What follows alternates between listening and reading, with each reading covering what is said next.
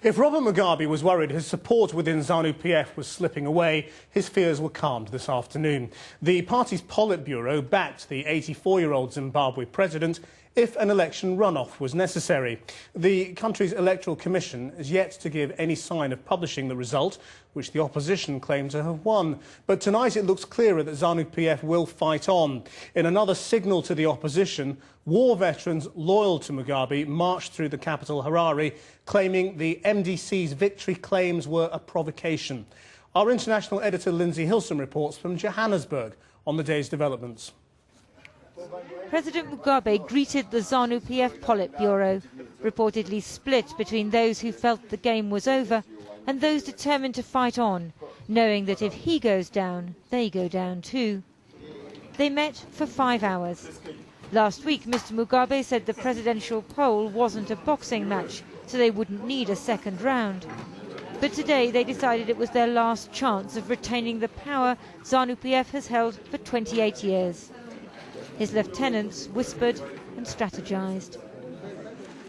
Outside Zanu-PF headquarters, Mr. Mugabe's war veterans gathered quietly. 8 years ago, they spearheaded the violent expulsion of white farmers, and now it seems they'll be deployed again to ensure Mr. Mugabe stays in power.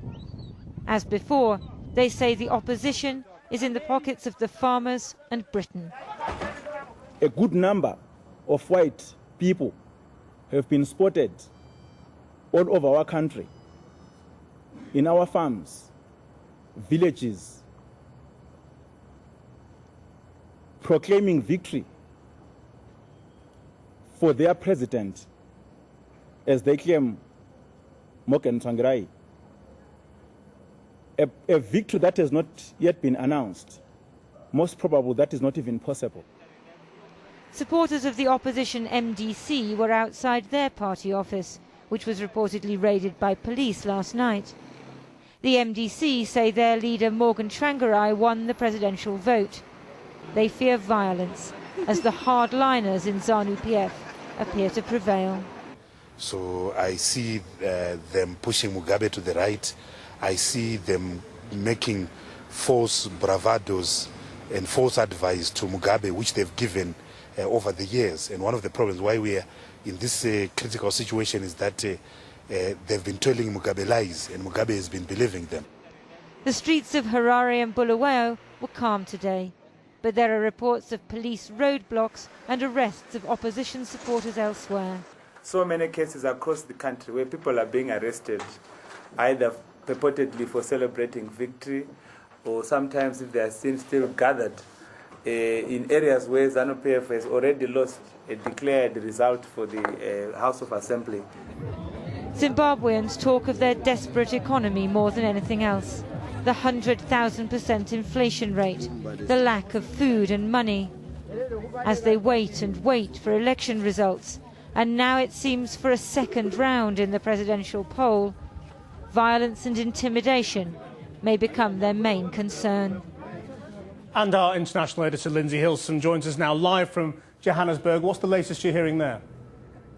The latest we're hearing from inside Zimbabwe is that they've just started to announce some of the results in the Senate election. And what they're saying so far is 21 seats to Zanu-PF and 22 to the combined opposition. Well, there are 60 seats altogether. But the main thing is, despite the Politburo having said that they're willing to go for a rerun now on the presidential, a second round, that there are still no results in the presidential poll.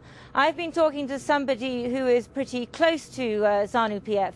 He gave me some details from that Politburo meeting, which he had got from a source. He said that Mugabe himself was the one who wanted to go for a second round, and nobody challenged him on that. He said that several people in the Politburo apparently said that they did want it to be peaceful. They didn't want there to be violence. That there was a refusal to discuss the issue of succession, who would follow Mugabe, or to do a deal with one of the lesser opposition leaders, Simba Makoni. But they said that they were definitely wanting to go for that second round and that was going to go ahead, but it's not clear when it's going to go ahead. It should, in theory, go ahead within 21 days, but there is a lot of talk at the moment of there being a delay on that.